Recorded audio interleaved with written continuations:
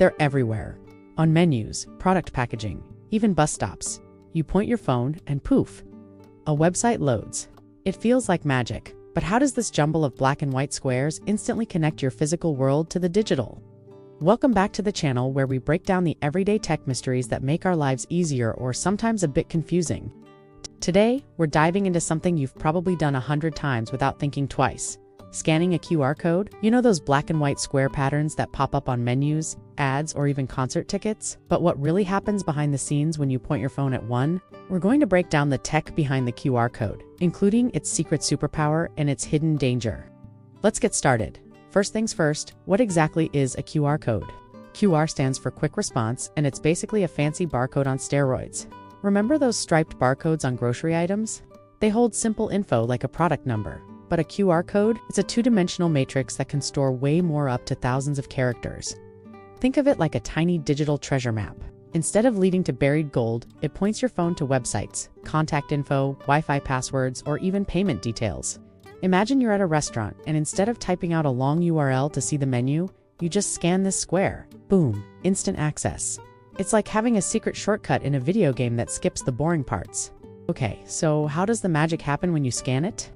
Let's break it down step by step, as if we're walking through it together. Step 1. You open your phone's camera or a QR scanner app. Most modern smartphones, like iPhones or Androids, have built-in QR detection right in the camera app.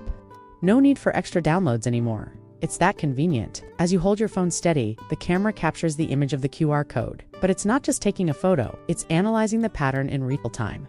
The QR code has those 3 big squares in the corners. These are called finder patterns. They help your phone figure out the code's orientation, even if it's tilted or upside down. Without them, it'd be like trying to read a book that's been shuffled out of order. There's also a smaller square in the 4th corner for alignment, and quiet zones, which are blank spaces around the edges, to make sure nothing interferes. Step 2. Decoding the data. Once your phone locks onto the code, the software kicks in. QR codes are made up of black and white modules, tiny squares that represent binary code. Black for 1, white for 0. It's like Morse code, but visual. The app reads these modules row by row, using error correction built right in. That's super important because if the code's smudged or damaged like a coffee stain on your menu, the phone can still figure it out. Think of it as a puzzle with extra pieces. Even if a few are missing, you can complete the picture. This error correction is based on something called Reed-Solomon codes, fancy math that adds redundancy. For example, a QR code can lose up to 30% of its data and still work perfectly. It's like telling a story to a friend.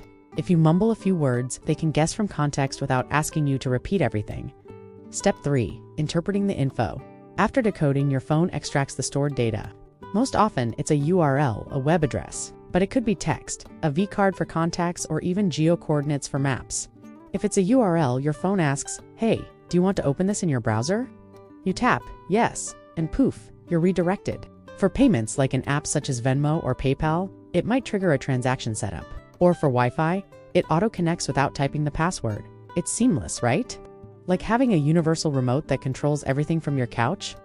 But here's a cool behind-the-scenes tidbit.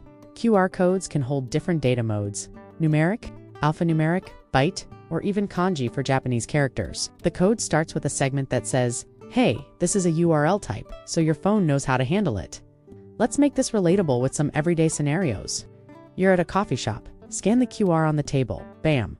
The menu loads on your phone. No more germy paper menus. Or at a museum, scanning one next to a painting pulls up audio tours or fun facts. It's like the exhibit whispering secrets directly to you. For businesses, QR codes are gold. They track scans, like how many people checked out an ad. But from your side, it's all about convenience. Ever scanned one on a product to see reviews? It's like peeking inside the box before buying. Now, a quick word on security, because not everything's perfect. QR codes themselves are safe, but what they link to might not be. Scammers can make fake ones that lead to phishing sites. It's like getting a postcard in the mail.